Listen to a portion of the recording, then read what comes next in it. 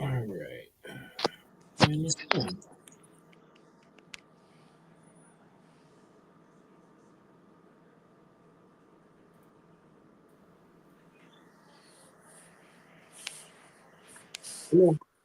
right, here we go. All right, cool. All right, welcome everybody to Donald Trump's America. How we doing today, man? Has anything happened this week? It's been kind of a boring week. I know. I can't imagine what we could be talking about. I haven't felt like I've had such an uneventful week in like years, honestly. Yo, you gotta know what's funny? Because of our episode title, it won't let me stream on Twitch. Really? I was trying to go live, and it's like Twitch put up an error. It was like it cannot. It won't let us go live on Twitch because of the two Simp Cucks name. So your camera's not on. It's not. It's real. No. Am I showing now? It's still just a black screen. What the fuck? All right, give me 1 second.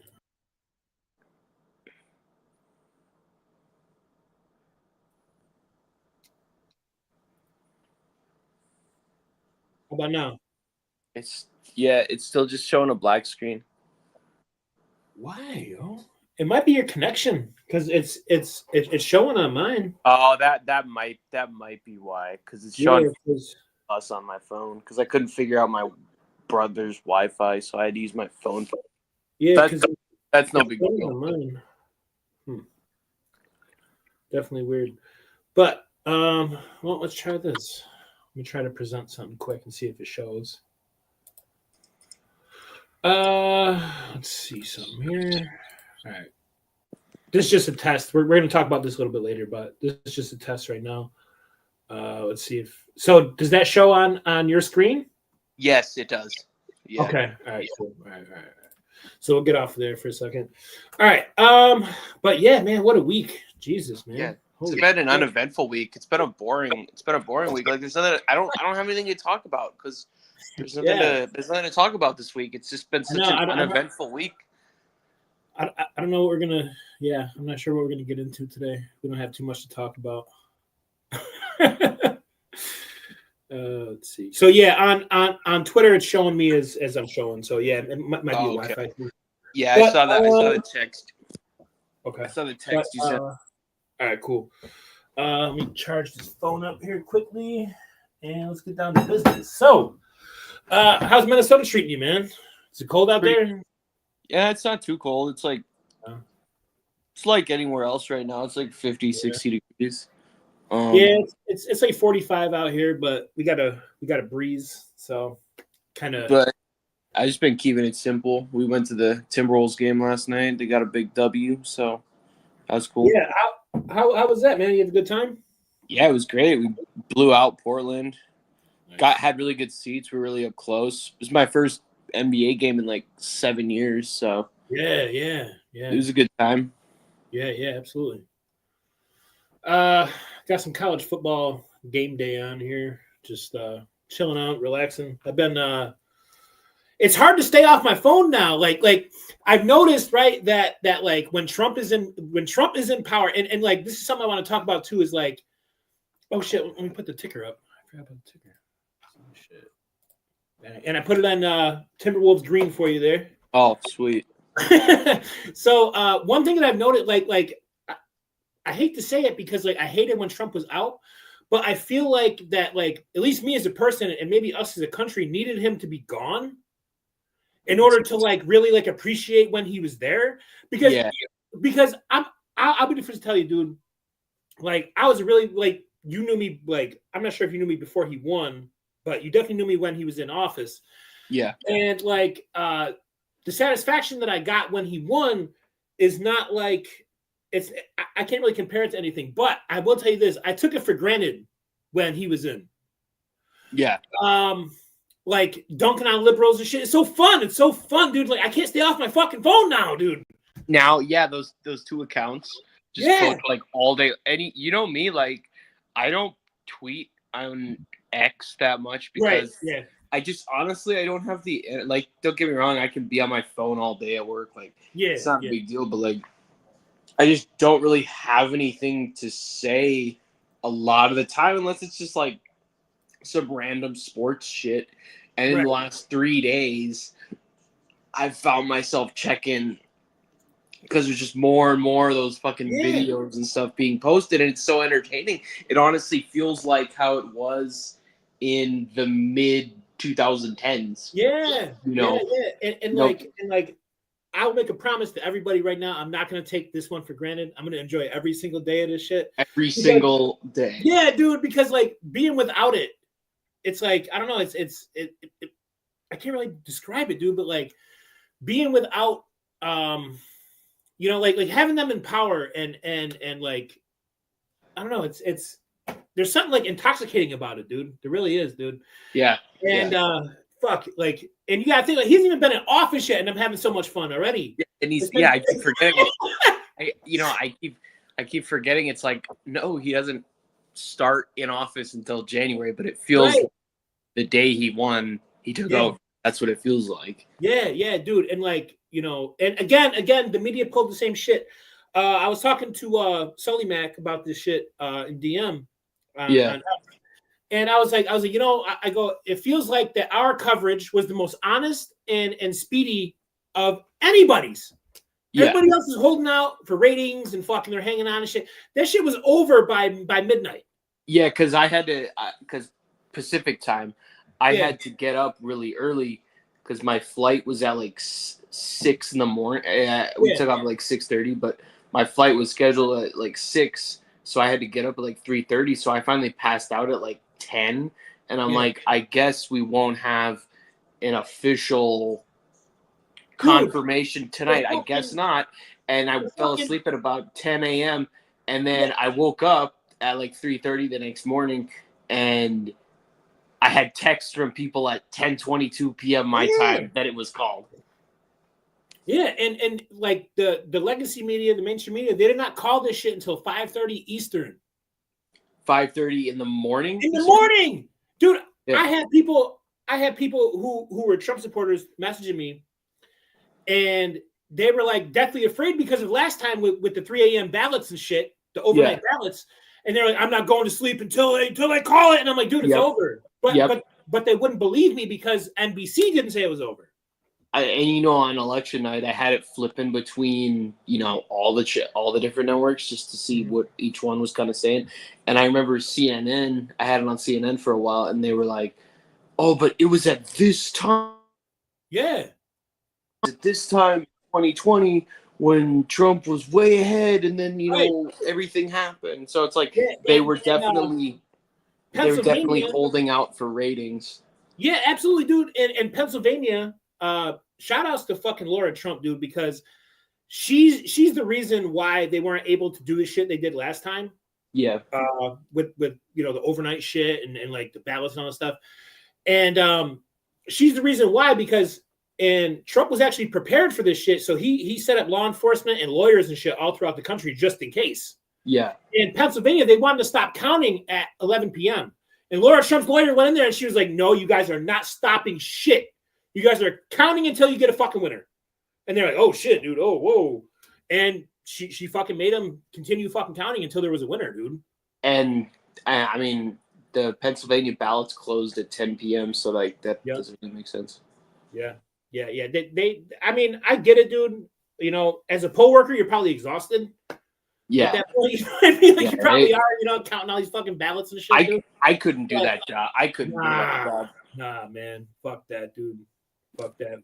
Love of country or not. I'd rather go to war than be a fucking ballot counter, dude. Fuck that, man. Honestly, yeah, probably pretty close. Yeah, dude. Fuck that shit, man. But we are back at Chateau de Joshua. We're back at the home base. Jack is obviously not home. He's over in Minnesota right now. Not yet. I'll be back I'm flying back on Monday, but be back home officially on Tuesday. Yeah, so Tuesday we'll be back in our home base. Back in our normal spots. Yeah, but it's always good to take the show on the road, Yeah. Can't complain. too badly. What do you think? Just a brief little college football / NFL talk here. What do you think about these teams that are like clamoring for Travis Hunter, dude? Travis Hunter from Colorado, the kid that plays both sides of the ball. He's like a bisexual football player. He plays defense and offense. Is that the core? That's not the? Is that like the wide receiver?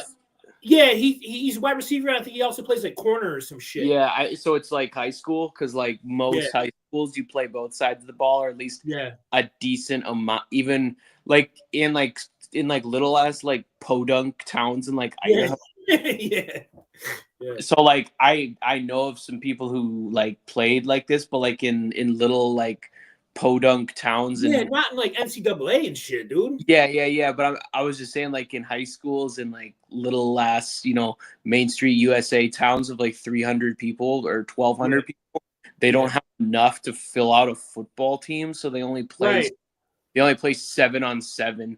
But anyway, I mean, I remember last year when Colorado was the shit, and everyone and their mother became a low-key fan for about 3 weeks. Yeah. Coach Prime, and Lil Wayne and everybody was performing at their games and stuff, and then it just fell off.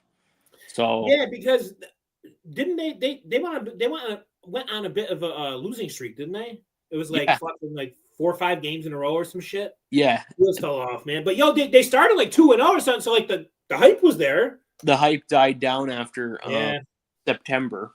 Yeah. But they did have that awesome win this year in overtime, which was fucking cool as fuck. To me, like in sports, there's like 2 levels of comeback, right? So you got football to when you're down like 4 touchdowns and you come back and win, and it's fucking awesome, right? Yeah. But to me, like nothing beats a walk-off home run, dude. No, I agree. Yeah. Yeah, like just I don't know. And part of it too is because it's like it's you against the pitcher, like it's you and this guy, right? He's trying to get one past you, and you just fucking whack and just fucking, you know what I mean? Like the crowd goes crazy. Like there's nothing like it, dude. There's nothing like it. And it's instantaneous too. You know, it's not really drawn up. Yeah, absolutely, dude. I agree. But you were saying Travis Hunter, like I feel like I haven't. Because like everything else, fucking these people, they get ahead of themselves, and like, why are we talking about the draft in fucking November? Yeah, you know what I mean? It's crazy. It's kind of like, you know how like there's like the TikTok algorithm, so it spies on you, and then whatever you're talking about, it shows up. Another thing I noticed is when you go on like Google, if you're signed into like a Google account and you go and search on Google, it'll like show shit you're talking about. Like a lot of my shit's always like the Vikings, and then like literally 2 weeks into this season, when Sam Darnold was unexpectedly, playing tremendously, there's all these stupid, they're not even like official sites. They're just like, it's like fan pages, right? Yeah. It's like these like clickbait merchant, like fan made sports team pages. And they're all like, this trade lands Sam Darnold with NFC rival.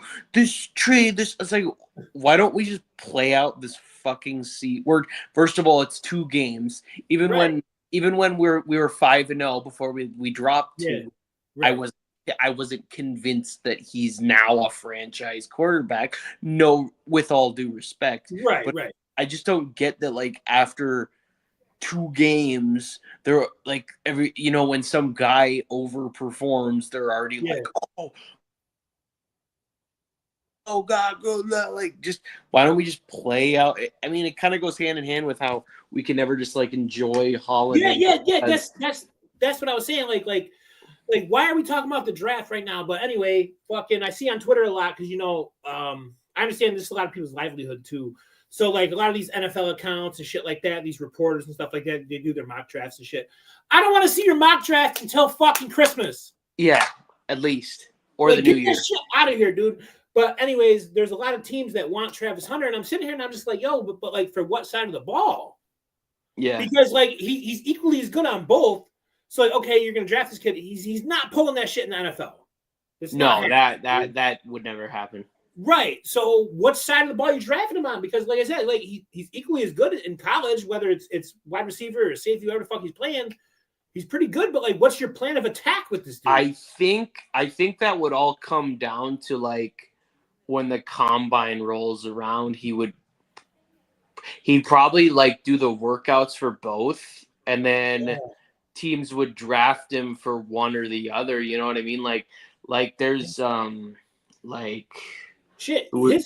His combine might be like the only one that I'm like super fucking interested in now. Like for example, you know, Richard Sherman, you know, the all-time great on the Seahawks and 49ers. Like his first 2 years at Stanford, I think it was his first 2 years, he played wide receiver and then he switched over to defensive back. So that's just one example. But then there's other examples of guys like switching positions essentially in the middle of their careers. Like the Vikings drafted Cordero Patterson from Tennessee as a wide receiver, but now he's on Atlanta and he's like designated on the depth chart as a running back.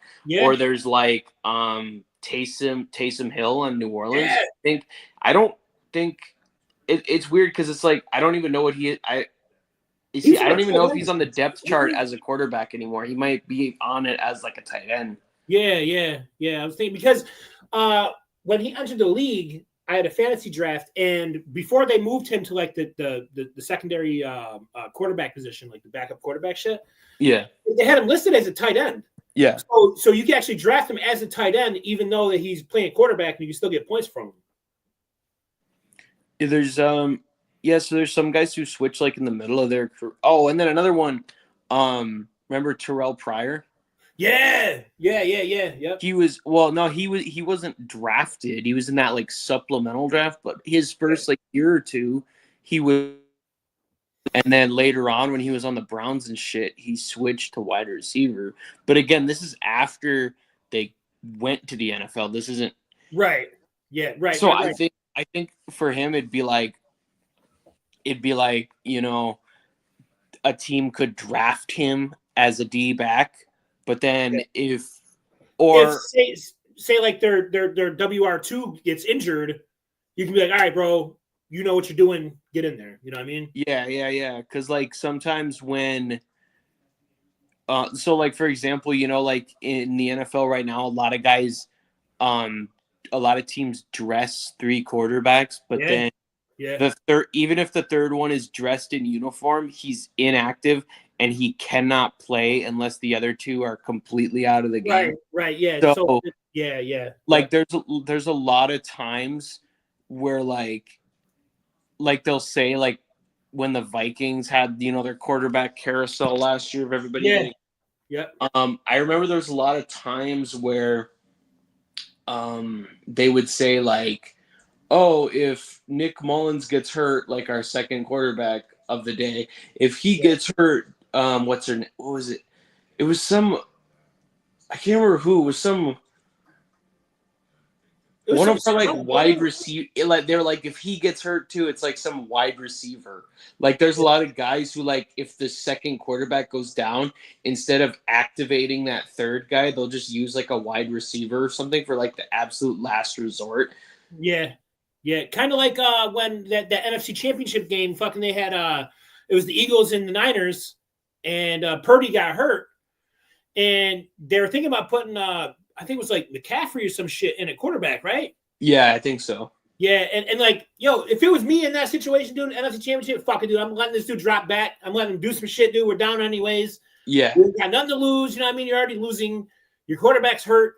And they let him do nothing but run the ball. Do like, fuck that, man. Create a moment, man. Let this dude drop back and fucking, you know what I mean? Like, what the fuck? I know. I always noticed that with the Vikings too. Is like when.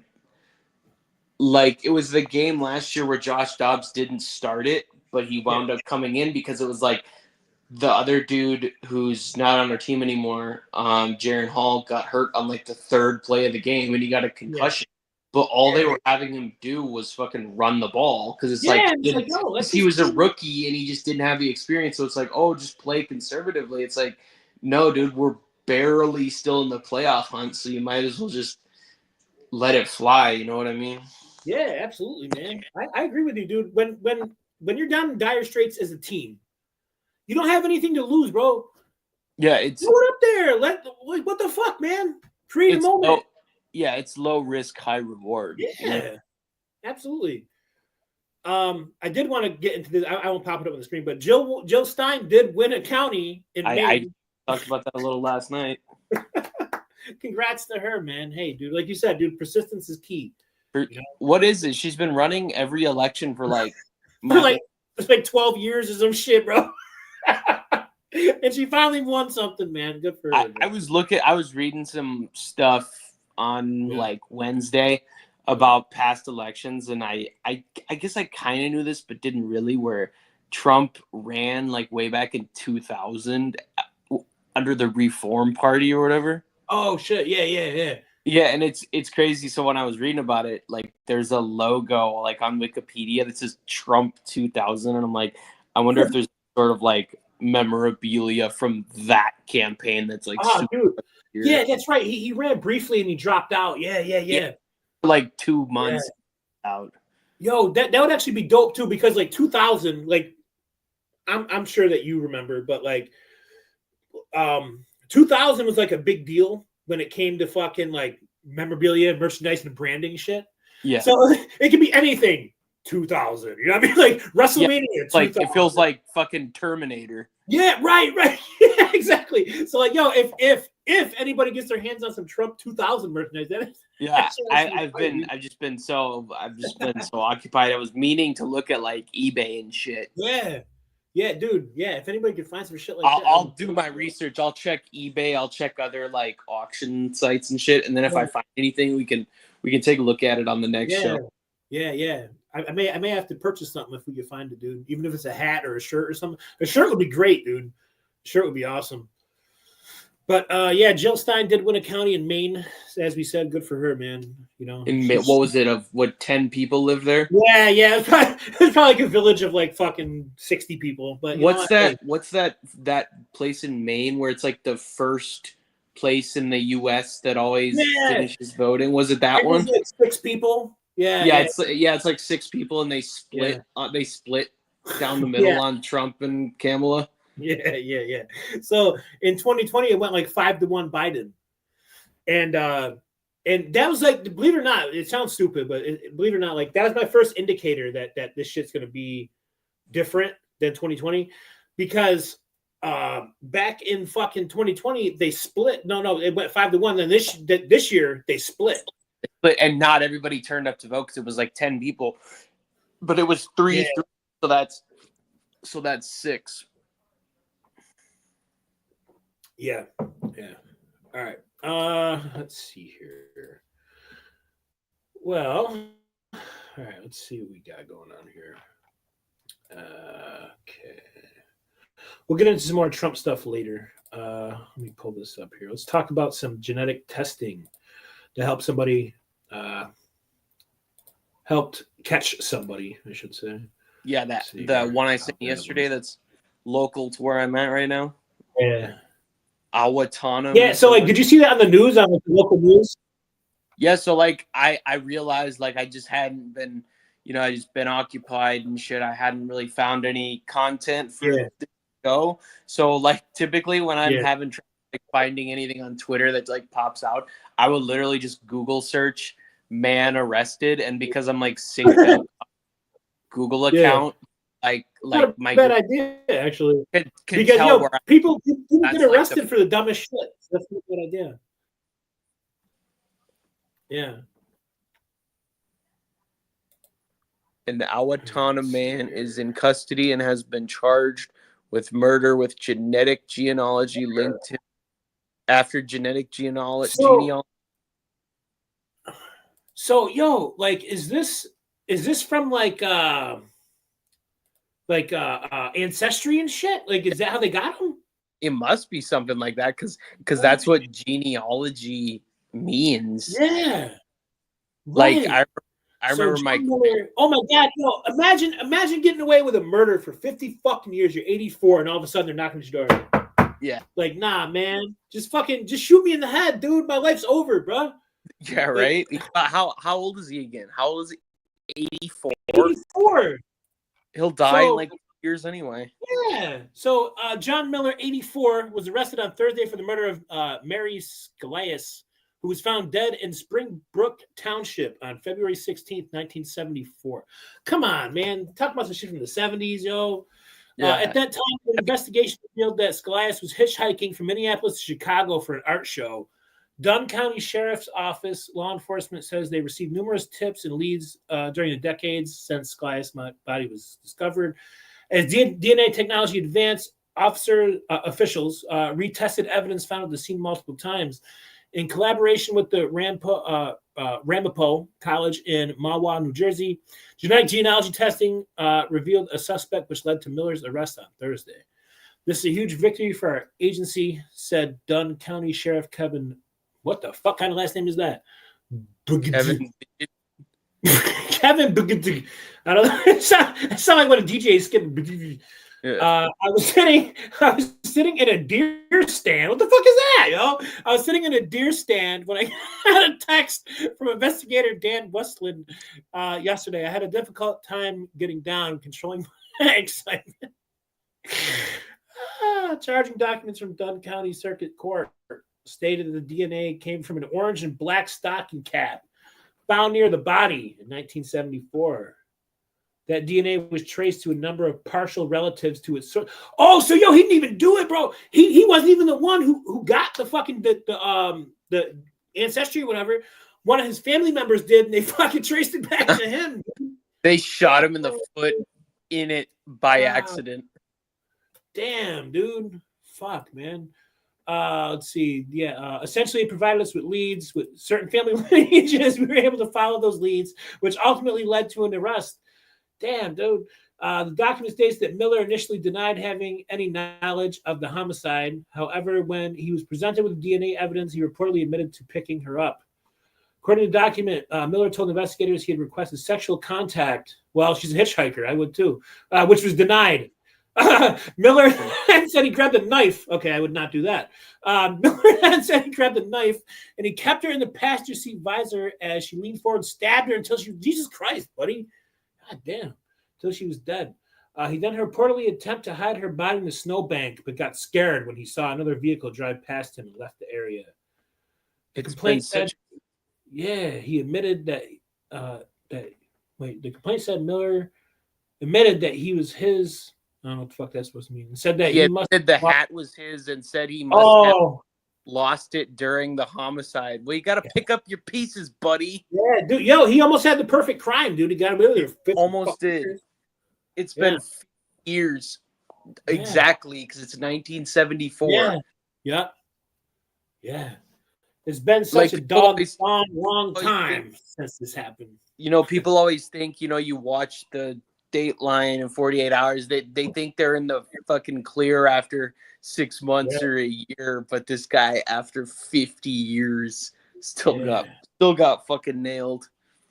Yo, like imagine like the investigator said, it took him by surprise. Yeah. So imagine what this guy was doing, man. You hear a knock at the door, you ain't thinking that shit, dude. Probably in some fucking old folks home.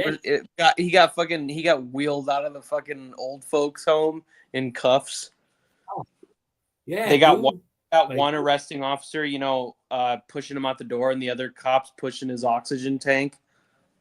Yeah, it's kind of like the fucking that Jimmy Snuka shit that happened a few years back. Yeah, yeah. They charged him, but like he had dementia and shit. Yeah, I was thinking, could this be something like that because he's too old and unfit to stand trial? But then again, they did arrest him. They never arrested Jimmy Snuka, did they? No. So they were always trying to, pin it on him. But by the time they had the evidence, he was already fucking. His brain was already fucking mush. He kind of like. Well, not really. In a sense, it's kind of like OJ. It's a bunch of technicality stuff. But then again, when they finally had the case made, he was too fucking old, so they couldn't do anything about it. He died, right? Yeah. Jimmy Snuka, he didn't die very long after they accused him of this shit. I think it was like a month or two later. Yeah, it's kind of like Joe Paterno dying right after the Penn State shit started. I actually seen Jimmy Snuka at a county fair wrestling fucking like in 2006. Jesus Long Christ. fucking time ago. Yeah, dude, he came to like the Herkimer County Fair. It's like some fucking like farmland shit way up where I live. And yeah, dude, he came. It was supposed to be somebody else, but he died. I forget who it was. It was one of the dudes from like ECW or some shit. But it was supposed to be him against somebody, and he ended up dropping dead like 2 days before the show. So I ended up calling up Jimmy Snuka and was like, "Hey, dude," and yeah, he ended up working. I ended up getting an autograph from him and shit. Sure remember it was 2009 when he was at WrestleMania he had that handicap match against Chris Jericho where it was like him and Ricky Steamboat and somebody else against Chris Jericho, and then Mickey Rourke came out at the end. You want to know what? Ricky Steamboat actually impressed me. That dude can still work for being older, dude. Yeah, even back then. Yeah, dude. I mean, I'm fairly certain he couldn't go now, but in like 2009, like you said, like when he did the WrestleMania, and then Ricky Steamboat also he also had a 1-on-1 against Jericho too, right? I think so. Yeah. Yeah, and like I remember being impressed at that. I'm like, holy shit, dude, this guy can still go. Because that feud, that whole program was kind of different because it was back when the movie The Wrestler came out, and so like the whole feud was about Chris Jericho and Mickey Rourke, but then they had the old legend. I mean, I haven't watched that WrestleMania years, but they had like the old legends. Chris Jericho instead of Mickey Rourke because there was something wrong with Mickey Rourke, like he couldn't pass a physical or some shit, so he couldn't wrestle either. You think back to, I mean, this is a little bit after that, but you think back to like 2015, like Cody Rhodes. Now Cody Rhodes is essentially the face of the company or one of the top faces. And back then he was Stardust in a stupid pre-show match against Stephen Amell from some shitty CW. Yo, you know what? No, he impressed me too. Yeah, the hero guy. That motherfucker can wrestle, dude. He did like that flip over the rope and shit, and fucking, you know what I mean? Like he. I want to say that one of his moves was like the spring shot lariat that fucking Hangman Adam Page does. We kind of entered an age where the celebrities or whatever are actually showing out as opposed to like back, looking and shit, 30 years ago when they'd have, Shaquille O'Neal on and he'd come out and fucking clothesline somebody. Have those guys. We have those guys, we have Bad Bunny, Logan Paul, who show out almost as good as full-time competitors. And we're long past, the days of Shaquille O'Neal clotheslining somebody and David Arquette and shit like that. Yeah, like that was his only move, was just a clothesline, just fucking 100%. But yeah, dude, I kind of like where we're at when it comes to celebrities in wrestling, because like you said, like it used to be like that was a piss break match. Like when you see Shaq walking down the ramp or Snooki or some shit, and you're just like, man, get the fuck out of here, dude. Yeah, it's funny. I remember when I went to WrestleMania 32 in Dallas, it was the last match of the night was Triple H versus Roman Reigns, and then I can't remember what was third to last, but second to last was the Andre the Giant Battle Royal. And I was like, all right, this will just be whatever. I can just sit back, pay half attention to this, and look at my phone. And then all of a sudden, fucking Shaq came out, and I'm like, oh, this is and fucking I'm glad that we're at the point to where like, like some celebrity shit should be piss break stuff. Like I don't want like fucking like let me think of somebody here. Like I don't want like fucking I don't know. Like Donald Trump to get into the Royal Rumble and win it. You know what I mean? Like some shit is supposed to be just for like, this guy sucks, just get him the fuck out of it. Like Drew Carey, for example, when he was in the Royal Rumble, like Kane and shit, dude. Kane, he just dipped, dude. He's like, I'm not dealing with this shit. You know what I mean? So like some celebrity shit should be entertainment. Yeah. But also like for the Logan Paul and the Bad Bunny shit, like Bad Bunny to me, what was it last year at the Backlash? Last year, right? Yeah, Puerto Rico. Yeah. Dude, he might have had match of the year for the company. Them for sure. Yeah. So yeah, dude, I kind of like where we're at when it comes to celebrities in wrestling. But that does bring me to something that I did have on the ticker here. So they did announce Elimination Chambers in Toronto, right? Which is fine, whatever, dude. It's pay-per-view, whatever. But again, talking with people, they're like, the placement of the pay-per-view is kind of trash because you know that nothing major is going to happen because it's right before WrestleMania. Yeah, and I saw they're doing it at the Blue Jays Stadium. Yeah, the Rogers Center, yeah. And so like it'd be cold there in February, but I guess it's indoors, so. Like, but this brings me to another thing too. Is like, does that match need its own pay-per-view? Because I don't think it does, dude. Like, so they did like addition by subtraction when it came to Hell in a Cell.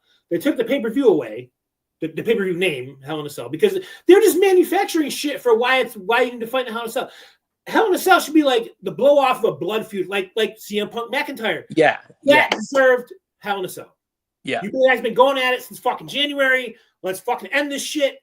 Go in the cell. Yeah. Right? Or like it ends that grueling bloody feud like Undertaker and Mankind or something. Right. Shawn Michaels, Undertaker, something like that. And like it's getting to a point now to where it's like I get that like the other half of the main event is decided by the Elimination Chamber. I get it. Yeah. But when it was introduced, it made sense to put it at Survivor Series because it was like elimination kind of thing. Like, whatever.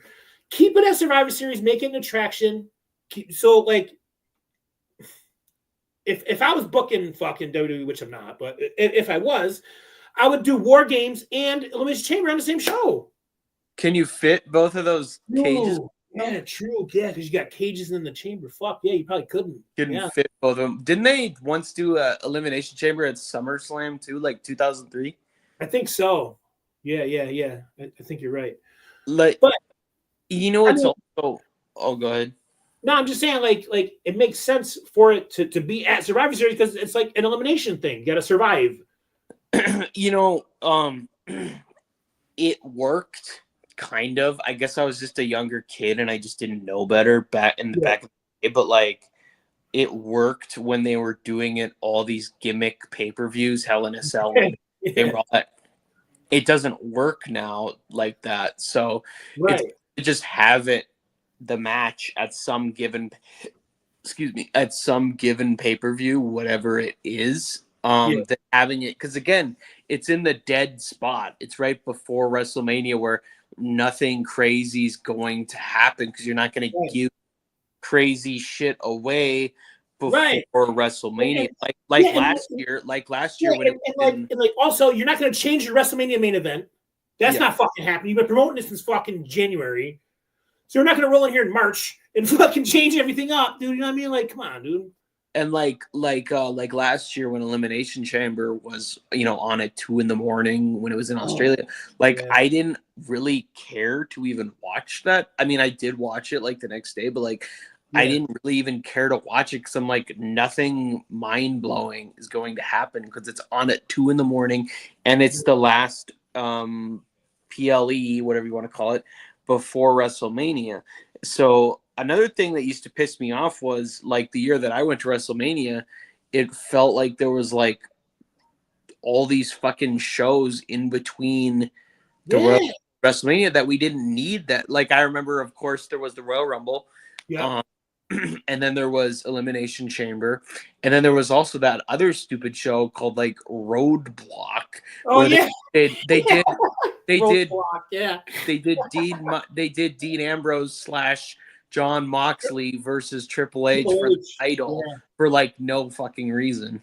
Yep. Yeah, I remember that. I actually ended up falling asleep during that shit, and I had Isaiah over. He was staying overnight, and I fell asleep, and he was like, "Josh," he was like, "Wait, who was the champion?" It was Ambrose was the champion at that point, right? No, Triple H, because remember the Royal Rumble. The Royal Rumble was for the championship, and then because Seth got hurt, right? Rehashing the Vince McMahon shit and put himself in the Royal Rumble at the end, so then Roman Reigns dropped the belt.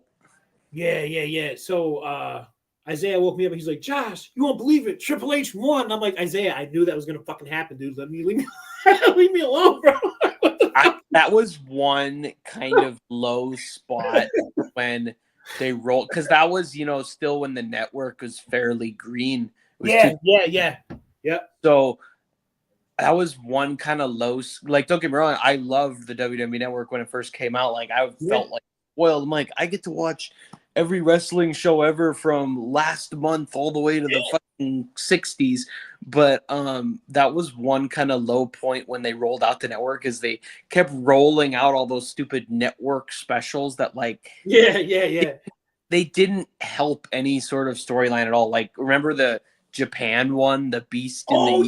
it was a Brock against like KO or some shit, right? No, wasn't it Brock against Kofi? And it was when Brock was champion, so it's like it's a squash match. Yeah, and then, it was KO and Finn and Japan shit.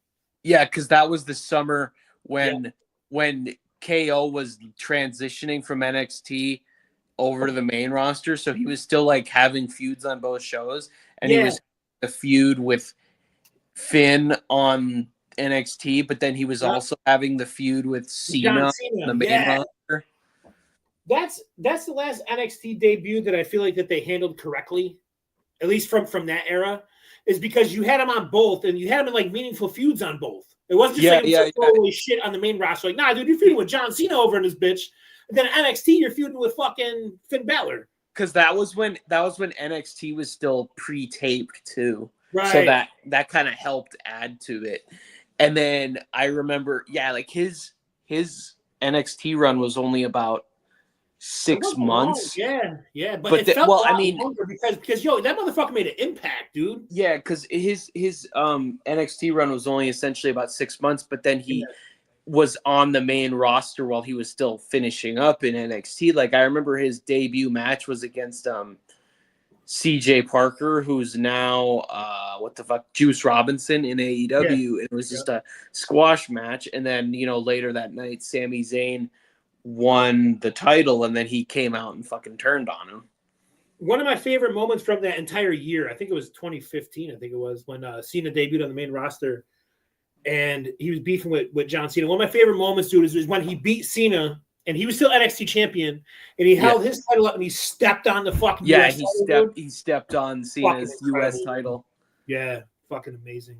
Love that shit, dude. I still remember when he, in NXT too, when he brought Alex Riley out of retirement to because he was the color commentator, and Phil, online WWE man, was Alex Riley's biggest fan.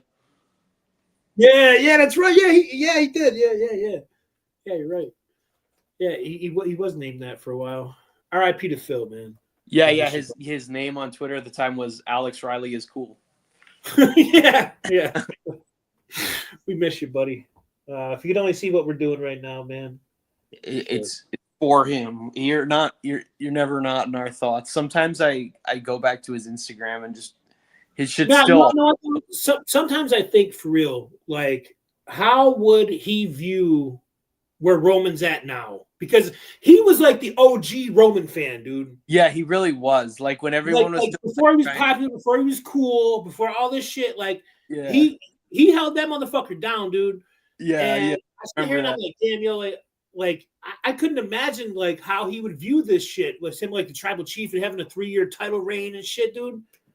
I often think that as well, and then I also think I remember last year I watched that that NWA the Halloween pay-per-view that only did 200 and then fake coke live on TV. I was about to say, wasn't that the one with fucking Sinister Minister doing coke off the table and shit, dude? Yeah, that completely, like, that show and that moment completely ruined their future, because they had a TV deal with the CW that was going to start like the next month, and then the CW fucking yanked the deal from them after that cocaine thing. But I just remember talking to one of my friends when that pay-per-view was going on, because me and my friend just watched it. We're like, oh, this might be cool. Like, it's like a Halloween. Like, I love like just Halloween themed wrestling shit. Like, yo, and also, not to cut you off, just pause that for a second. But like when I was growing up, I wasn't a huge fan of WCW because like when I was growing up, the Monday Night Wars were going on. You had to pick a side, dude, right?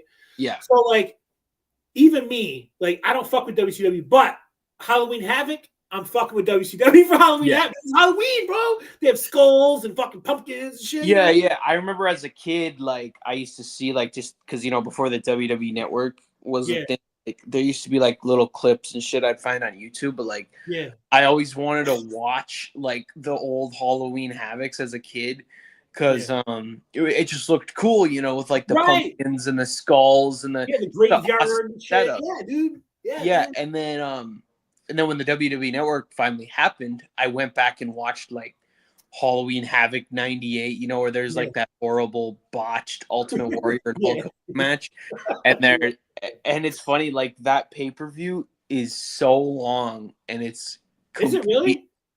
Yeah, it's like 4 hours long, and it's cut. Everything on it is like completely fucking unwatchable. And and back then, 4 hours was like rough for and what's funny is like people say about how bad AEW is right now, and of course I agree with a lot of what people say about a lot of shit AEW does wrong and the current state they're in and stuff.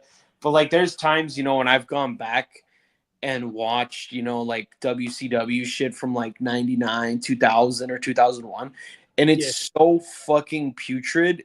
I sit there and I'm like, who the fuck was like buying tickets? And, like you got to think too. Like, okay, so like back then, you may have been too young, but back then they used to have these things. They were called like black boxes, right? They're called black boxes. Yeah, the shit where you could stream the pay-per-views before and not. Right. So you would get it for free. So you get like all the pay channels and all that shit for free. But if you didn't have a Connect for that, bro, you were paying $50 to watch this shit. Yeah, and most people were paying $50 to watch this shit. Didn't you say back in the day, those black boxes, there'd be like some Chrissy guy that would show up at your house and set it up, and then dude. Man, there'd be some guy, and like you don't even know who the fuck he is, bro. It's like the guy that your brother's friend. Fuck, he's like, yeah, I'll send him over, dude. And there'd be some random dude, would be like, hey, so how you doing, buddy? And he's like, who the fuck are you, bro? You're sitting here offering this guy a sandwich and shit. He's like, nah, I'm good. Like, did you have one? Yeah. We had one. Yeah, and then what happened was fucking my stepfather and his brother were beefing, right? Yeah. So fucking he ended up telling my stepfather he was like, I'm gonna fucking turn you in for having the black box. And my pops was like, what the fuck is wrong with you, Billy? His brother's name is Billy. The fuck is wrong with you, Billy? He took that shit to heart, bro. I know someone who once apparently, like back in the day when DVDs and shit were still a thing, before you could watch everything on streaming for almost free or for a couple bucks for a subscription, when people used to like torrent DVDs and shit. I knew someone who apparently got a letter from like Disney or some shit that like told him to stop doing it, or like he was gonna get deep shit for it. Yeah, when I was with Sheena, we didn't have HBO, and this was before HBO Max came out. So now it's Max, but it was HBO Max back in the day, to where like HBO, they're like one of the first ones outside of WWE Network. Wasn't it called HBO Go? And you could HBO Go, yeah. HBO you could get it on like your game system. Yeah, so before this came out, like Game of Thrones is like the most pirated show in the world. So I'm thinking like, yo, everybody fucking pirates this shit. Who gives a fuck, right? Yeah. So like, eventually we got a letter in the mail, and it listed everything, dude. It was like, you downloaded Game of Thrones S1E12, and I'm like, yo, like this shit named everything, bro. It's like, we are requesting you to stop right now. So I had to hit my aunt up, and I'm like, yo, do you have HBO Go? Because if not, I'm gonna lose my internet, dude. Like they're dead ass shit, because Comcast is like a part of the HBO shit. Yeah. And we had Comcast for internet. So they were not fucking playing, bro. They were like, yo, you need to stop downloading our shit. And I'm like, oh shit, all right. You know what's crazy is like me or like no one in my family ever did that, like torrenting shit, but I knew people who did, and they would like like, hey, you want to see any movies? I'll fucking get it for you. Yeah, and like, dude. there's a lot of times you would like watch like a torrented movie, and it would like just be like it'd be the perfect quality, but it would be like just the movie. I once watched some movie that was torrented, and it had like the full fucking interactive menu and shit with it. Oh wow. Yeah, I was like, that's the only time I've ever seen that, but it legit had like the menu and shit on it too. Wow.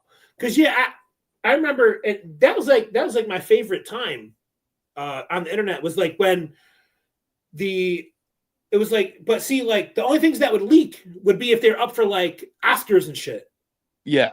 Because they would send them out to the critics and shit. So people like hack their email and shit and get the thing. And like you'd put it on TV and at the bottom it had a message, it'd be like, for your consideration only. You know what I mean? Like it'd be like telling them, like, listen, this is just for the Oscar nomination, all right? But every movie in that category would all leak. So like, you can like set your watch to it, bro. You can sit there and like, all right, bro, second week of January. Yeah, all right, bro, let's download The Revenant. Let's see what this shit's about, dude. Yeah. Then there was like a lot of times I had never seen one of these, but like anytime I ever watched a movie that was like a burned off the internet, I had heard. So I actually heard this story from an old coworker that like there was some flea market that's like 30 minutes from where I live, and he's like, yeah, they would sell torrented DVDs and the first Avengers. And, when I put it in the DVD player, it was just like a person, filming it at the theater. Oh, yeah, dude, I used to get those too. So, like, the DVD guy used to hit the block, bro, and he used to the block with a fucking, like a catalog of DVDs and shit. Yeah. And, it didn't matter, bro. It didn't matter if he was sitting there watching Saw with his fucking shit up, you know what I mean? Because you're watching the movie. But the fucking thing is, like, you didn't know. There was no differentiator to know whether you're getting like a CD quality, or if it's some dude holding the fucking camcorder with some guy putting his legs up in the fucking back and shit. You didn't know, dude. You're just like, luck of the draw, dude. I don't know. Hopefully it's watchable. For $5, you're just taking a risk. Yeah, you're taking a game. It's like a slot machine. You're just taking a game. Yeah, definitely. But going all the way back to what I was saying was about how when I used to watch, like old WCW shit from like 2000, 2001 and how horrible it was. And I'm like, who the fuck was buying tickets to this shit? I mean, granted they were. Oh yeah, dude, I didn't even consider tickets. Yeah, dude, tickets are probably dumb expensive too. I mean, I really don't know, but so one of my friends, he went. So like they've never had like a WWE TV. Well, actually, back when they used to do like the Superstars taping in the 80s, I guess they did those in Yakima. But like it's on Peacock or the WWE Network and stuff. Yeah. They actually did a Monday Nitro in '99 in Yakima, and one of my friends went to that. I mean, he's like 10 years older than me. He's like your age, but that was like his first thing, like because he was a big WCW guy. He told me that like he would ask the same thing, like in the dying years, like who the fuck would buy tickets to this shit? Because they were still, even in their dying days, they were still drawing fucking crowds of at least dude, and 7,000. I guess that really speaks to the economy that we were living under, right? Yeah. Because like, if you have $50 to throw away this dog shit pay-per-view, or if you have like $150 to throw away to go to the fucking thing, I guess we're doing pretty well as a country. You know what I mean? But like now, like to where like we're mindful about ordering a fucking number 3. Right. Yeah. Like this shit, you know what I mean? Yeah. There's like certain things that like maybe 10 years ago I would just buy. And like, when I go grocery shopping a lot of the time, it's like, all right, remember, buy what you need, not what you want. Like, yeah, but and it's funny, like, I guess back in the 80s, like seeing any sort of like rock band that was popular in the 80s, like AC/DC or Metallica or Motley Crue, all tickets to see those bands way back in the 80s were $10 or $20. Yeah, dude. And back then there was no fucking StubHub, there was no Ticketmaster. So like when tickets went on sale for fucking Guns N' Roses concert stop in Minneapolis, you had to line up at the fucking box office the day of to buy fucking tickets and hope that you got them. Yeah, you're right. Yeah, dude. It was a different world, dude. It really was, dude. A completely different fucking world, man. I kind of wish I could have experienced it like that, because even 20 years ago or something, when I first started going to wrestling, tickets were still. I mean, StubHub's been a thing for as long as I can remember. So 20 years, yeah. I kind of wish I could experience that at times. Like we got tickets for the Timberwolves game like 2 days ago. And again, like for any NBA team, whether they're good or bad, like they're always going to draw a crowd, like a bigger, like the tickets are always going to be a higher price when Golden State's in town or when LeBron's in town. And so like they're playing Portland. Like this is a bad example because the Royals made the playoffs this year, but a few years ago, you understand what I'm talking about. Like the Royals could show up. The Yankees could show up to Kauffman Stadium and play the Royals. People are going to show up because the Yankees are there. Yep. Same thing. Yeah. So it's like they'll draw, the tickets are going to be a little higher when like LeBron's in town or Golden State NBA, but like they played the Portland Trailblazers, who aren't a very good team and haven't been a good team for a few years. So like what we did is we waited till like the day. So like sometimes this is for concerts, sports, wrestling, whatever. If you wait till like the day before or even like a few hours before on StubHub, like people will get desperate and just want to get rid of their tickets. So especially when it's a game against a bad team that like there's no Steph Curry, there's no legend that everybody wants to at least get a glimpse of. So like people will get desperate and the ticket prices will drop drastically in like the last 24 hours before something. Even if it's like something sought after, like a concert, like people just get desperate and want to get rid of them. So the prices drop pretty substantially. Yeah, and also because you're faced with a decision, it's like, yo, do I want to make nothing off of this shit? Do I want to make nothing, or do I want to take like a 30% hit on it and still have money in my pocket for them at the end of the day? Yeah. And you know what? I see where they're coming from, because I'd rather get something than nothing. You know what I mean? Especially if you bought the ticket like 3 months ago and you're anticipating, like, all right, yo, I'm gonna get like double my money back or something. Even if it doesn't work out, so you want double your money back or none of your money back? Yeah, right. You just gotta. Sometimes you just have to. My job, I essentially do financial transactions, and like sometimes you don't make as much of a margin as you'd like, but it's like you just gotta keep it moving. You gotta take the fucking hit on the head and just keep it moving. That's just business. Yeah. And sometimes business doesn't always go your way, but hey. Syracuse and Boston College is on. The one thing that I don't like about New York, I'll tell you, is that so they do allow us to bet, but they don't allow us to bet on Syracuse. Why? And the reasoning is, so we can't bet on Syracuse basketball, Syracuse football.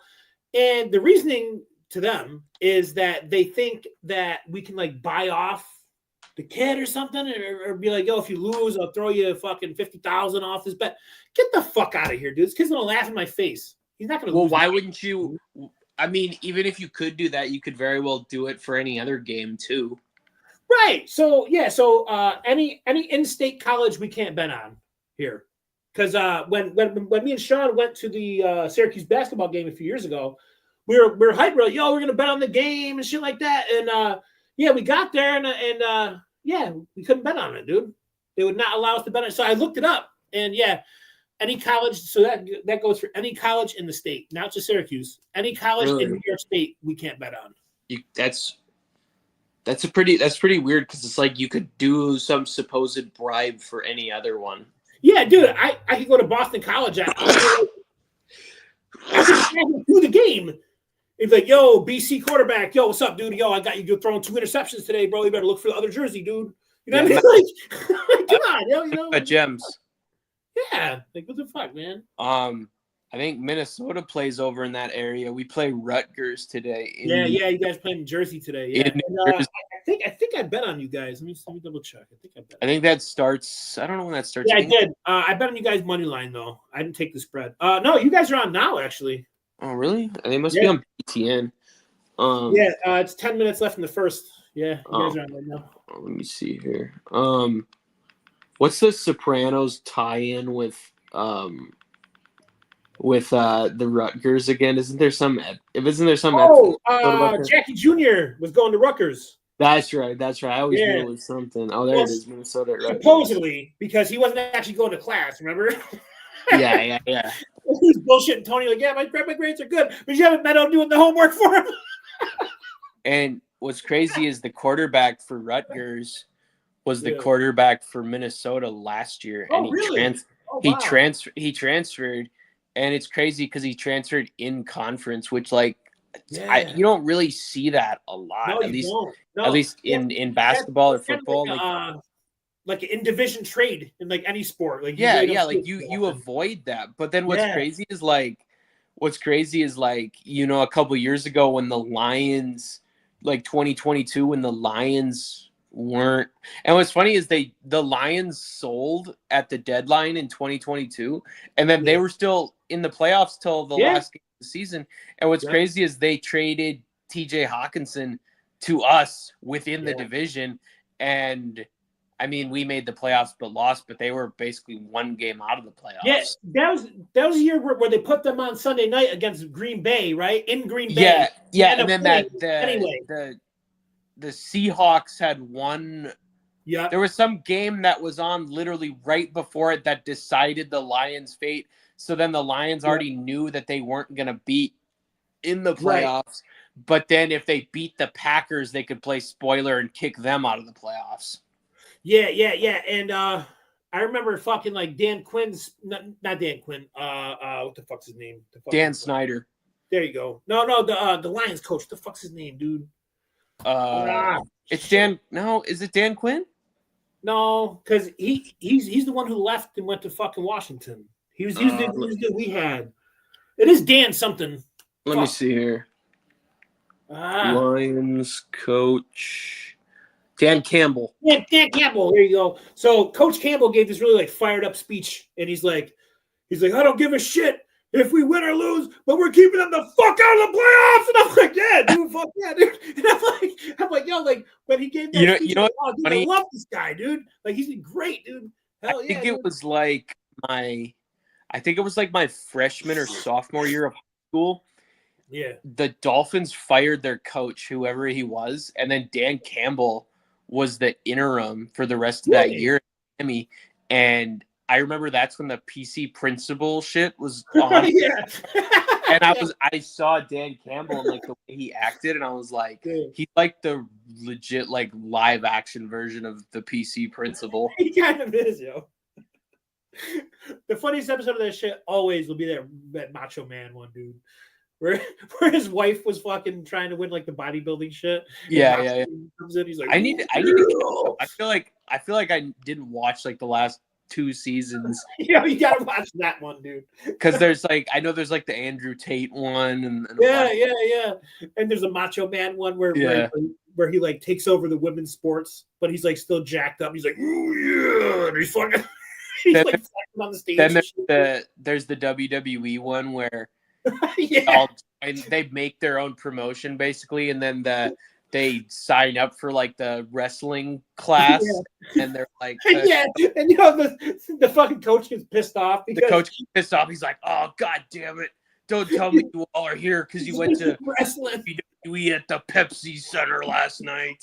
Yeah. This isn't wrestling. I remember as a kid because in where I live they start doing like school team sports in 7th grade, like football, basketball, baseball, and they did wrestling, and like part of me as a kid wanted to do wrestling because I like just in my head I thought in some way or another it's, even though I knew a decent amount about like that kind of wrestling, like right wrestling. Thanks to Kurt Angle though. If it wasn't for Kurt Angle, I wouldn't know none of that shit, dude. Because my grandpa was actually a high school wrestling coach, so I knew about it, growing up. But then I remember I was like, "Oh, Dad, can I do wrestling?" He's like, "No, you'll suck, and you're a bigger." he's like, "You don't have the what do you call it? The athleticism, a normal high school or whatever wrestler." He's like, "So you'll be wrestling kids that are twice the same age as you." Yeah, I believe it. All right. Wait, you want to take a quick little 10-minute break? We'll be back at 30, and we'll get into some. Get into some NFL Sunday talk, and then the dude that played GTA in real life. Yeah. All right, we'll be back 10 minutes. Yep. We'll see you guys. All right. Shit up here.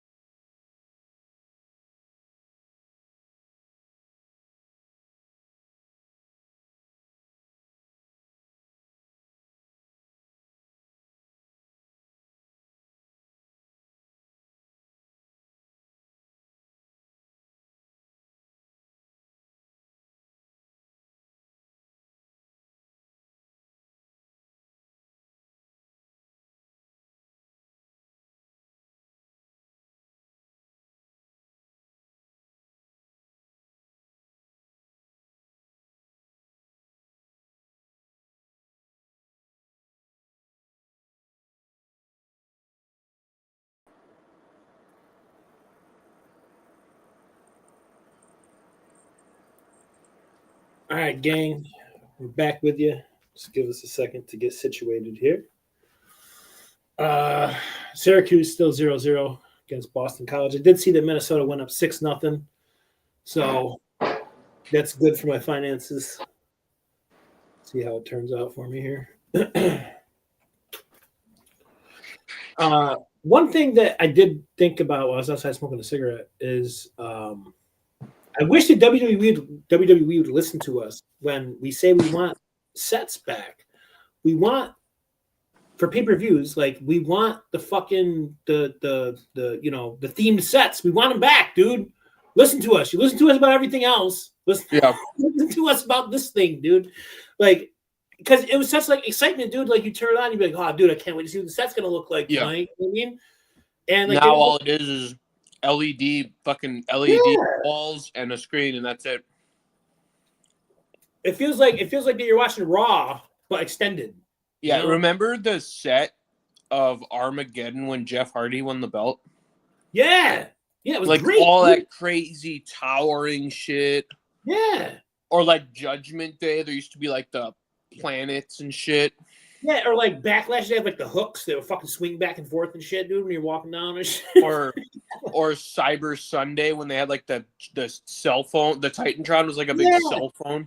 Yeah, or like a giant computer or some shit. Yeah, dude, like well, that was Taboo Tuesday where they had like the keyboard on it.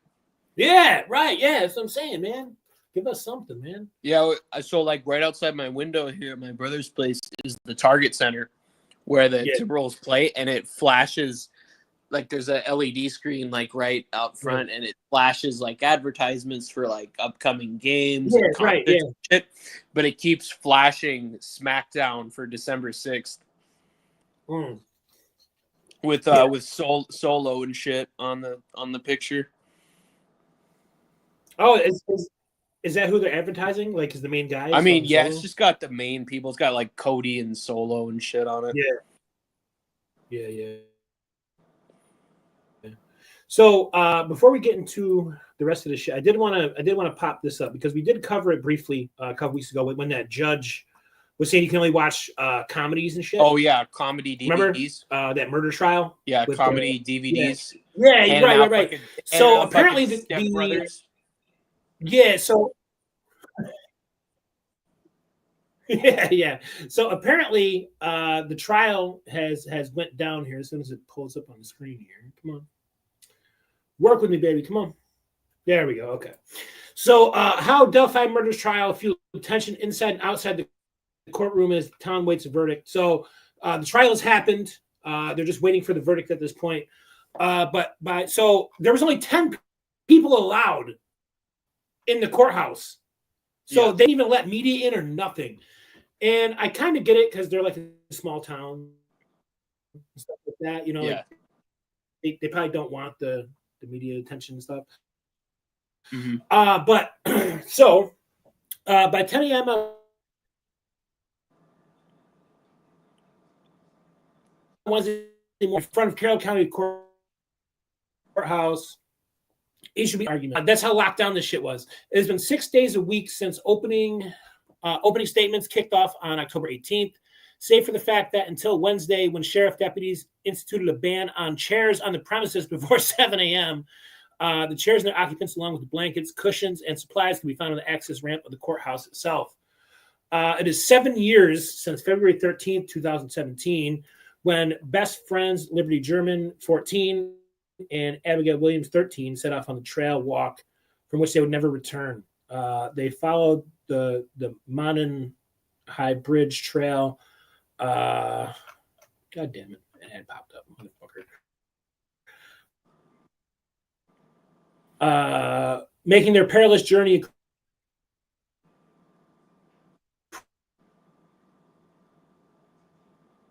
across the ditches, and these are the victims here. It happened, let's see, 63 feet above the creek with no barrier and riddled with missing beams. It was the sort of thing teenagers did for a dare. Yeah, exactly, man. Like, you know, the kind of shit that has like a local legend associated with it. Like, you ever been to the bridge? You know what I mean? Like you know what I mean? You talk about that with your friends. Yeah. Arriving at the end, Libby turned to video her friend and captured the image of a man. I seen the video that they fucking did. I might have to send you the video I seen because videos don't fucking play well on here, but I'll send it to you personally. Now, after 17 of evidence and 60 witnesses, the state has worked to convince jurors that when they look at the almost fragile figure of Allen, who sits at the defense table each day, it is the bridge guy that they see inside and outside the courtroom. Yeah, the bridge guy. The crime shook the small blah, blah, blah, blah, blah, blah, blah. In the years since, I hosted podcasts, YouTubers, true crime. Yeah, because this is a big deal on YouTube. I remember this shit, dude. In the years since, I hosted podcasts, YouTubers, and true crime fanatics and conspiracy theorists have bloomed, all grappled with the sort of frenzy that has at times erupted into angry confrontations over the past 4 weeks. Strong feelings combined with scant public seating and the contentious practice of some who have paid line sitters hundreds of dollars to avoid an overnight wait. Wow, okay. You guys that much into it? Okay. For an overnight wait, I've seen tempers flare more than once and deputies step in. So here's some of the pictures of outside here. And there's the judge that ordered no murder mysteries. Right from the start, Allen County Special Judge Francis Gull, brought in to preside over the heavily scrutinized trial, has been clear that she would tolerate no nonsense in her court. Yeah, I can tell. No. She sits at the bench. No nonsense. She would not like us. No small town murder podcast. Step Brothers and Napoleon Dynamite only. That's it, man. Let's see. On her order, seating is strictly allocated 10 seats for the state and 10 seats for the defense, and 10 each for the families of both the victims and Allen, while with a further 10 set aside for credentialed media, drawn for each day in a weekly lottery. Jesus Christ, lady, of pool reporters denoted by green lanyards that leaves just 16 seats for those waiting in line. There's no drinking or eating in court. After some members of the public ate chips in her court during jury selection, Judge Gull told the camera at the get-go, "I'm not your mom. I'm not picking up your trash." So it's kind of like the fucking break room at work, where it's like they had that sign where it's like, "I'm not your mother. I will not pick up after you." We get these memos. We get these memos at my job sometimes on email that are like, "Make sure to clean up after yourself. Don't be a garbage human being and leave all this shit around." Yeah. Just to let you know, water bottles and snacks must be kept in bags and only taken out and consumed in the hallways. What the fuck is this bitch, dude? You guys are complaining about Trump being a Nazi. Look at this fucking lady, dude. Yeah. There's absolutely no talking in the public gallery. What? This girl's out of her mind. I don't know about all this, man. On Wednesday, dude. On Wednesday, clearly frustrated by the rising level of chatter across previous days, Go instructed sheriff's deputies to man, get the fuck out. Anyone caught whispering or commenting would be tapped on the shoulder and escorted from the court. No questions asked. All right. 2 deputies remain in court to enforce the edict. But with many having lined up all night, it was clearly not a chance any were willing to take. Yeah, dude, like, me neither. Each morning, George was open at 8 a.m. and a steady stream of family members, friends, and media and onlookers slowly make its way through the airport.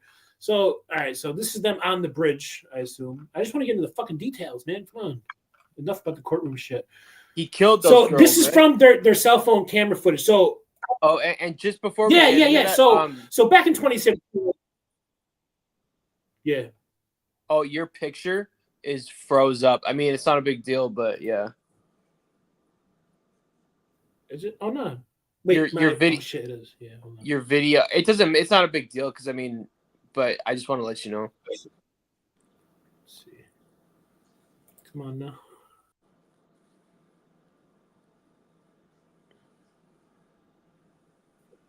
Everyone's wild. Come on.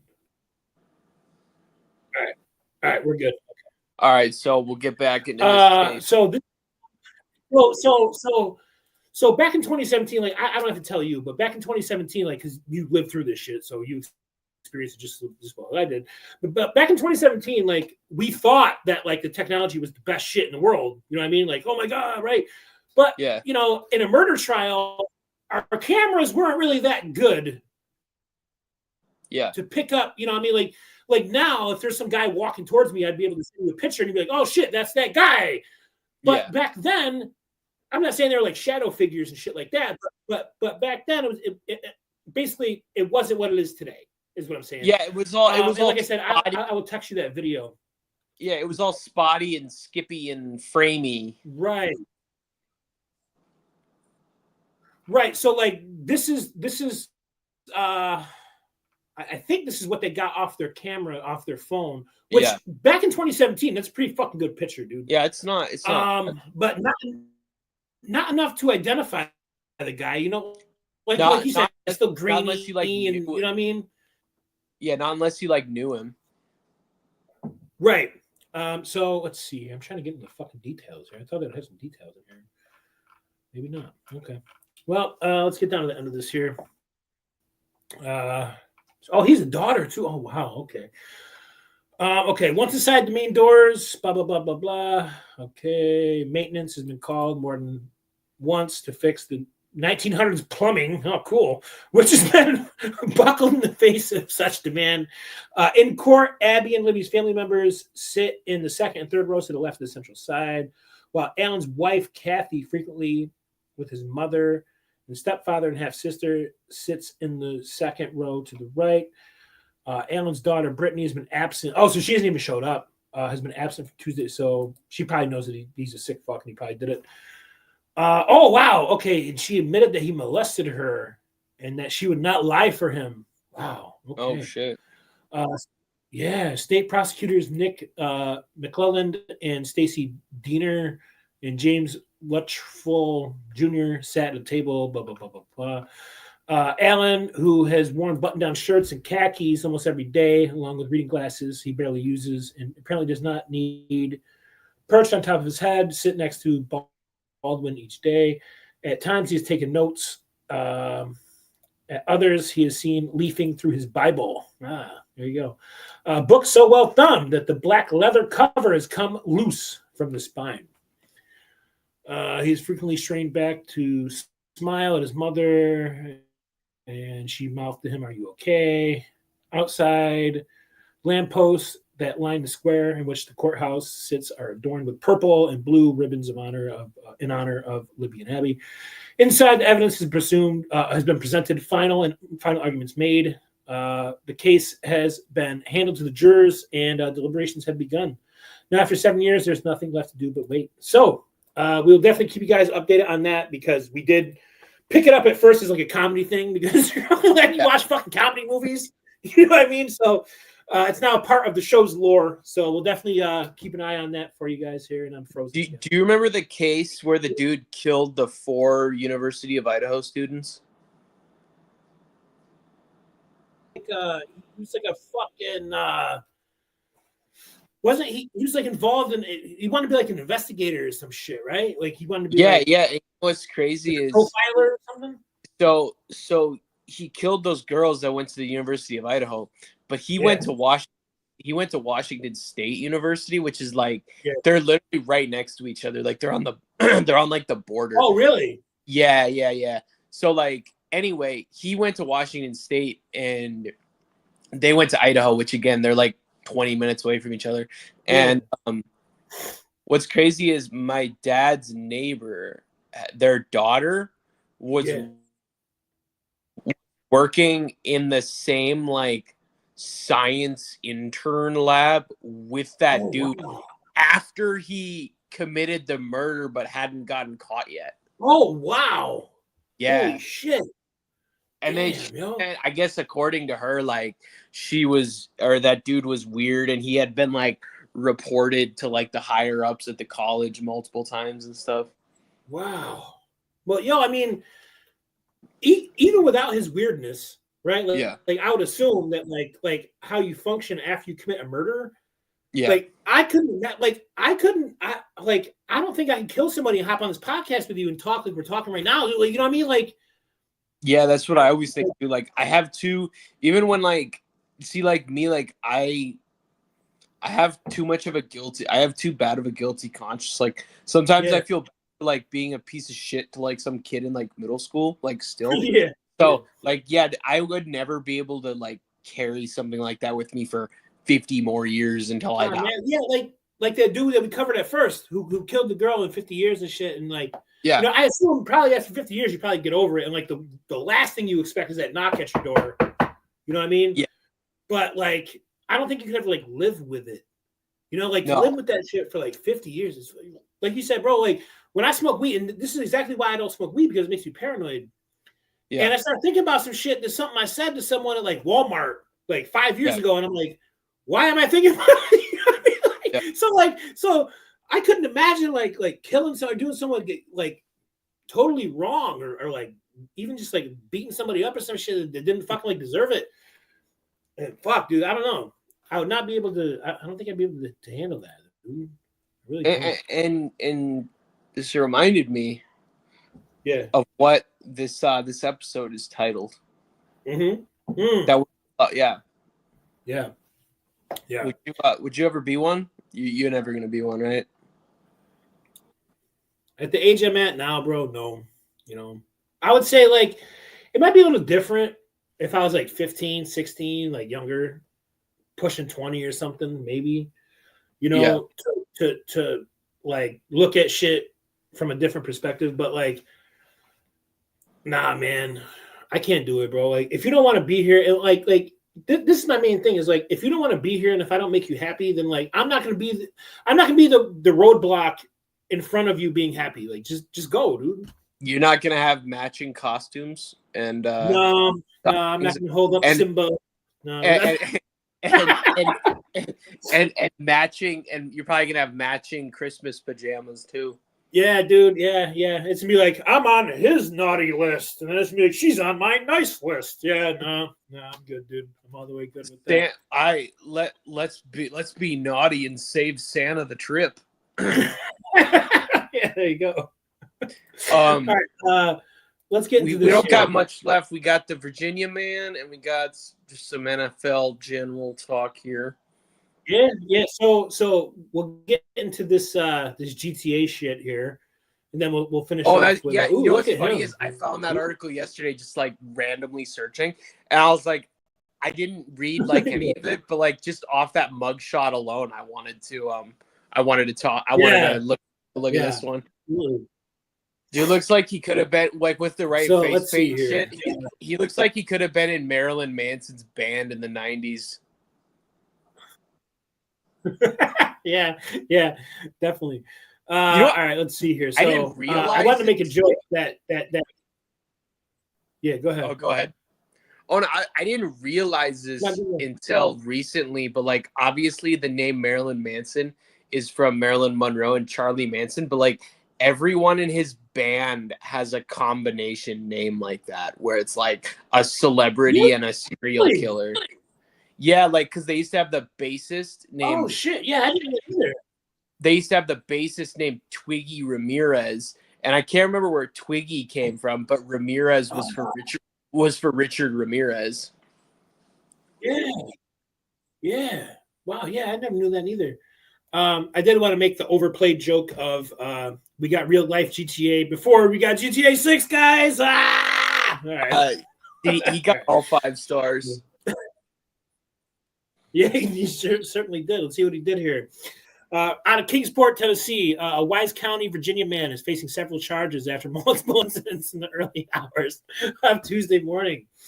Kingsport police arrested Tristan Sexton on Tuesday after investigations determined that he allegedly stole an SUV, drove it into Priceless Foods, and also ruptured a gas line and nice coffee. That's literally GTA. Shooting a flare gun. He's not done. He also shot a flare gun, which he got from ammunition, by the way, towards the leaking gas and tried to set the building on fire. Oh, my God. Later that morning, called about vandalism of vehicles. while investigating, Sexton allegedly put purple paint on a purple car. Yeah, and wrote obscene messages on the car. Well, what were the messages? I want to know. Sexton was apprehended about an hour later after a foot chase. Foot chase? Foot, dude. He was out, dude. Officials reviewed video from Scooters, Coffee, and Priceless Foods, determining that Sexton was the same individual who stole the SUV, attempted arson, and drove the... God damn, this dude had 5 stars. He had the fucking dudes repelling military helicopter. Easily, dude. Yeah. Oh, shit, dude. So they charged him with 2 counts of vandalism, felony vandalism at that, attempted arson, motor vehicle theft, misdemeanor vandalism, evading arrest, 2 counts of auto burglary, attempted auto burglary, and possession of drug paraphernalia. He had to be on there, dude. I just sent you that article blind and like so we could go into it cold, but like it was more life GTA than I thought. The fact that he ruptured a gas take off 1 foot and shit. Come on, man. Shit, man. What the? What a guy. What a guy. I gotta say, what a guy. All right. So before we get into NFL Sunday here, I did want to say this here about because we did mention on the ticker here what do I expect out of a Trump 2 presidency, and I feel like that his first term, I think it was vanity. I think like not that he didn't do good, but I think that he took the power of the office as like not so seriously, because he honestly never thought he'd get in the first place. I don't think. Like I feel like that this time, now that he's lost and he's come back and all this shit, I feel like this time that it's like no fucking games kind of shit. Yeah. I've never in my life in this country have felt like that we're on the cusp of change more than I've ever felt than we do right now. Yeah. Like with the RFK shit and like who he's nominating for his cabinet and shit like that. I really do feel like that we might see a different America in the next 4 years, dude. This place I saw this stupid tweet where it was like the Department of Health then versus now, where it's that whatever that thing is, and it's gonna be RFK. Yeah. And it said, I saw this stupid like shallow take on that, and it said like, oh, what, like, oh, it's stupid to give it to the fittest person because we don't give the Department of Transportation to the fastest driver. And I'm like, well, what the fuck does that have to do with anything? Not even comparable. Not even it's like health is something you can't compare. Like honestly, like on election night, I was considering myself. I don't know if you watched the replay or not, but before you came on, I'm like, damn, is it like a good idea to give RFK health? You know what I mean? Like, because he has that shit like the bear and like the bear corpse and fucking Central Park and shit. And I'm like, fuck, dude, is this a good idea? Yeah. But the more I think about it and like more I hear him talk about what he wants to do, like his vision is very like in line with mine because like I've talked about this with you before, but it's like, why is it that the same shit in America has 25 ingredients here, but over in Europe, it's the same fucking product, but they have 3. Yeah, it's a fucking dictionary on our ingredients list, but it's 8 ingredients in Europe or England. Right. So, like, there's no reason. So, like, y'all motherfuckers are either trying to, like, poison us or like, lower our fucking age expectancy or something. Yeah. Because also, if the same product overseas, our processed food that gets exported from the United States to elsewhere around the world, a lot of times has fucking Surgeon General's warnings. Didn't they get like banned or some shit like last year? Like we tried sending some shit over to like the UK or something, and they got banned or something. Yeah. That happens often enough. Like, you know, like a lot of fucking ingredients that we use in America are banned in other fucking countries. Yeah, and it's like, okay, so what the fuck are you trying to do to us then? And this is kind of off topic, but I saw this cool idea. I don't know how it happens. I guess it's like a Facebook group or something where like you get like a snack buddy in a different country, and like you send them a bunch of shit, like non-perishable shit, like cookies, crackers, shit like that. Ramen. Yeah. You send them shit from America that they don't have over there, and they'll send you shit from like England that they don't have here, and it's like cookies and shit and like unique shit. Bro. I was like, that actually sounds kind of cool. Like I would it does. Yeah, honestly. Even in like Canada, because I've been to Canada only once, but like even them, like they have like all this other shit that like we don't have in the United States. Yeah. I've only been to Canada once too, and when I did go, it's when they had the WWF New York, but they also had like WWF Toronto or some shit. Yeah, Niagara Falls. It was Niagara Falls, wasn't it? Yeah, right. So I ended up getting to go in there. And it was so cool, man. Like it really was. It was a cool thing. I wish it was still around. Like I understand why. I'm like on the fence, right? Because I understand why it didn't work, but I wish it did work. You know what I mean? like because it was so cool to like be in there, dude. Like they had everything, man. Like it was like a merch shop / restaurant.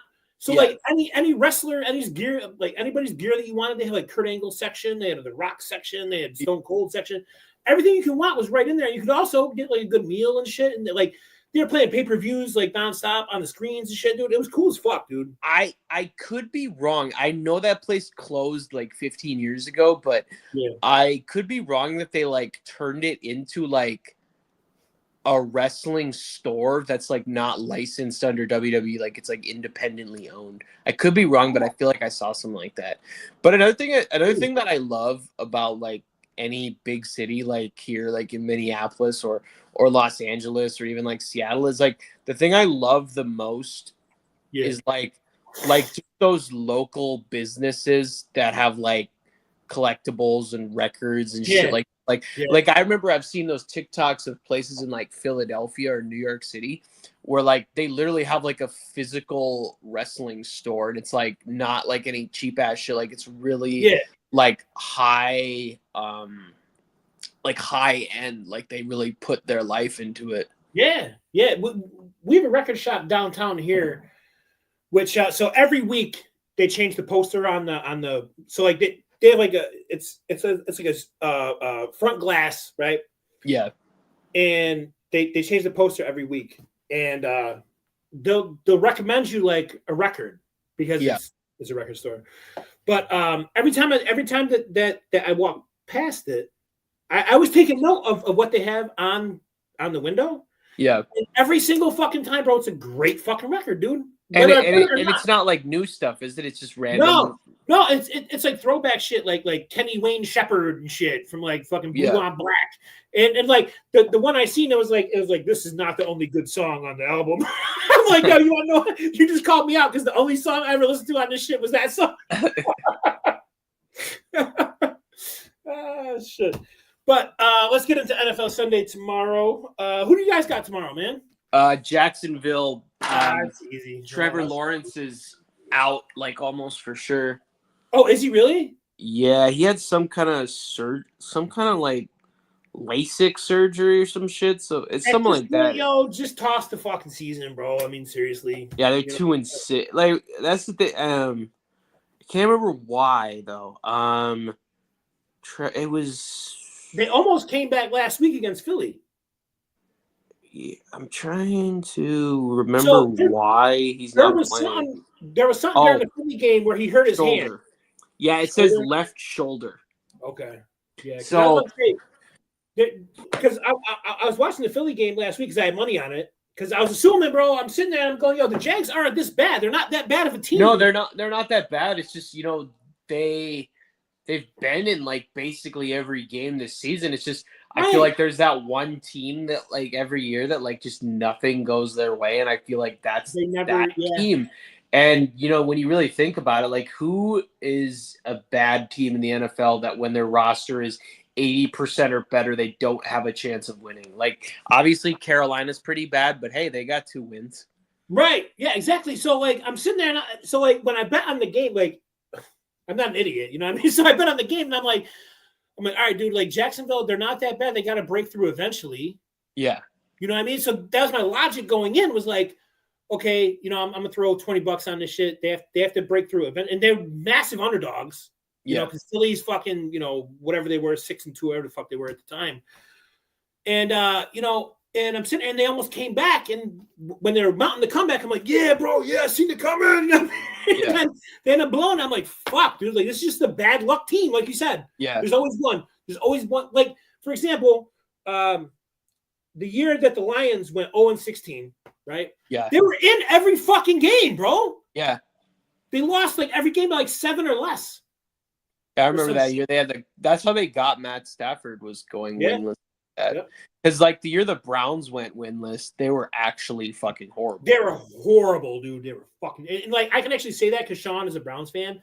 So like I'm experienced this season with him. You know what I mean? So like I'm sitting there, I'm like, come on, man, like you guys gotta get one. And I'll never forget the year after when they were like 0-14 or 13, whatever the fuck it was, and they finally beat Miami. That motherfucker almost fell to the ground and could cry, dude. I remember 2 years, man. The winless year, the Vikings played them in London that year, and they had like 8 different quarterbacks that year, but at the time their quarterback was Deshaun Kaiser, and I remember I'm like, oh, we'll fucking win this for sure. And my dad's like, oh, I don't know, you know, and then of course we won in England with Keenum as their quarterback. But like, it's crazy that like Hugh Jackson, who was their coach at the time, like he won 2 games in 2 years. I think it was 2. Yeah. And the funniest thing was like the year after the 0-16 year, when they started like 0-13 or 0-40, whatever it was. And he was like, I guarantee you this, we ain't going 0-16 this year. Like it was like 0-10, 0-11, 0-12. Like, bro, for real? Really, bro? Like, it's crazy how he had such a long leash, and he won 2 games in 2 years. And now there's coaches that get fired literally in like their first or second year who are like hovering near 500, and they get fucking fired. Yeah, it's fucking insane, dude. Like the Saints coach, dude, Dennis Allen, right? Dennis. Yeah, he would have gotten they're hovering. Like, don't get me wrong, they're not the Saints of 2009, right? Right. But it's like they're this year and last year they're both hovering near 500, and it's not like they have competitive. Like it's not like they have a tremendous fucking roster or tremendous. They don't at this point in time. You know, they don't really have a franchise quarterback. They're kind of in limbo with that. But it's like, dude, they're trending towards 500. Like they're in the mix. Yeah, and then those dudes have such a short leash. And then Hugh Jackson won 2 games in 2 years and still got a full 2 seasons. Yeah, and like to me, like. The way I would look at it if I was the owner of a team is my measuring stick would be, are we competitive? Yeah. Right? Like, as long as we're not getting the doors blown off, we're not losing fucking 42-10 and shit, you know what I mean? As long as we're in the games, dude, then that's just like a tweak here and there. That's like 5 plays a game, dude. We can go from there. Like, we have something to build on. Like when I think about it, like every Minnesota Vikings coach has had like a pretty long leash, no matter how we did. Because like I think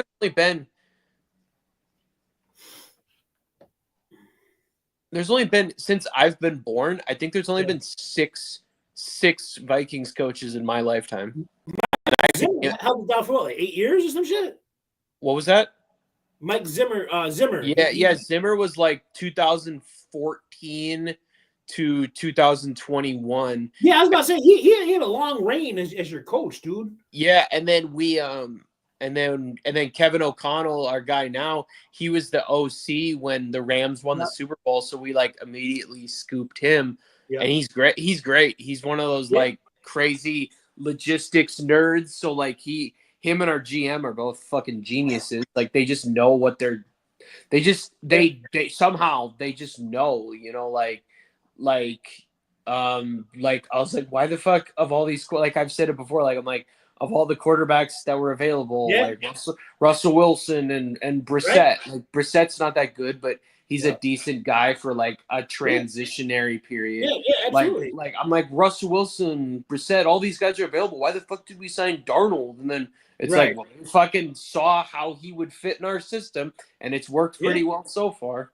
Yeah, you're right, dude. Absolutely. Because Zimmer was a good coach, and he had a decent tenure, but like he was one of those like conservative offense. Oh, run it up the middle and wear the defense down. It's like, no, you got to do crazy fucking trick plays and fake punts and shit. You got to put it on the line. And like, to me, that speaks to just a defensive minded coach. He's always going to be a conservative on offense. Yeah, because he's just thing is Kevin O'Connell was an OC, so right, or offensive minded. There you go. Right, and I think, I mean, the jury's still out on the Chargers. Like, I think the Chargers are actually really good. I think the Chargers are. It's just that it sucks being in the division as the greatest quarterback.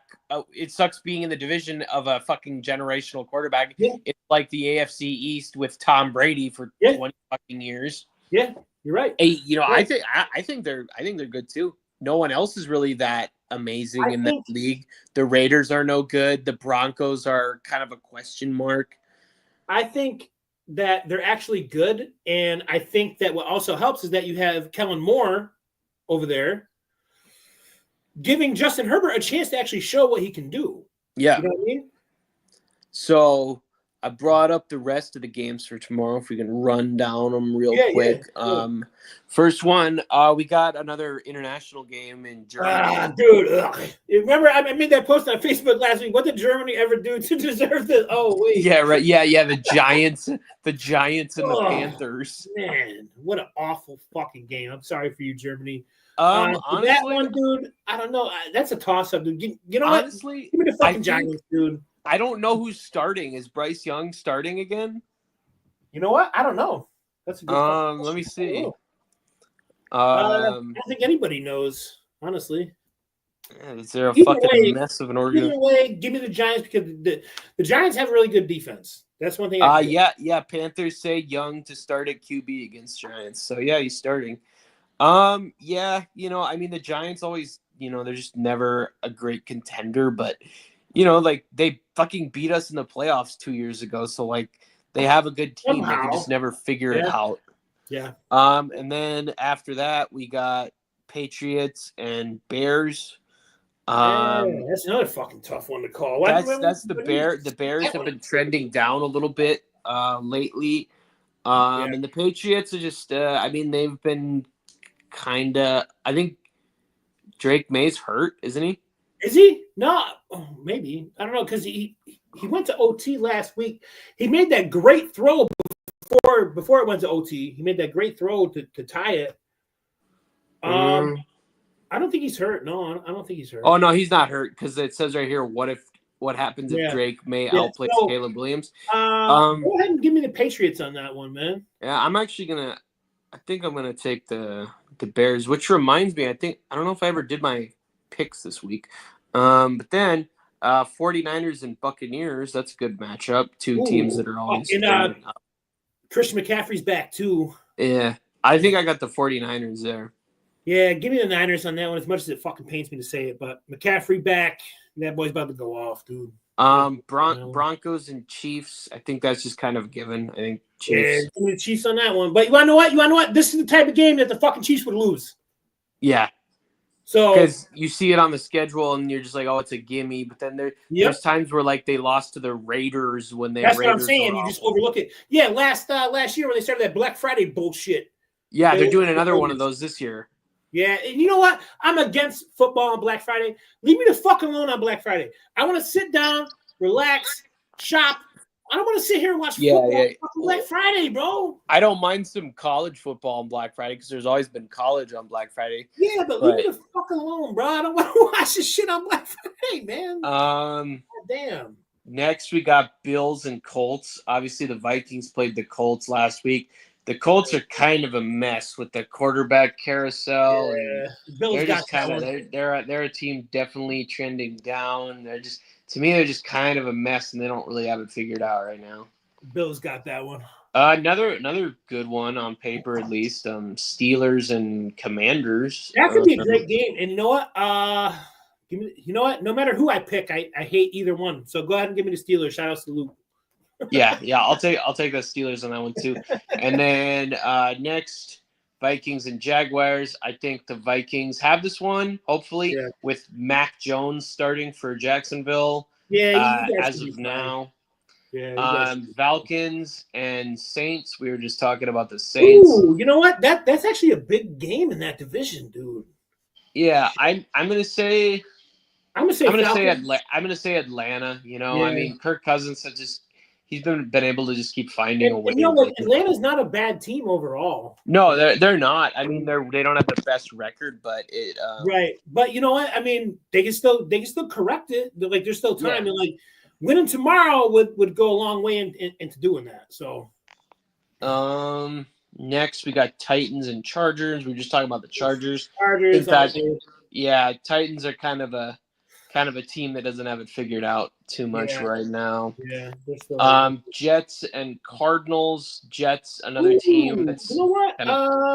Fuck. You don't know. I'm gonna do an oddball there. Give me the Jets on that one. I think I'm gonna take the Cardinals. I'm gonna go with the Cardinals there. I think you know it's crazy that division, at least as of like 2 weeks ago, the NFC West is like completely wide open. Like every team in that division. Now it's I think the Cardinals are in first now. I think. Yeah, as of like 2 weeks ago, that division, everyone in that division was like either 4-3 or 3-4.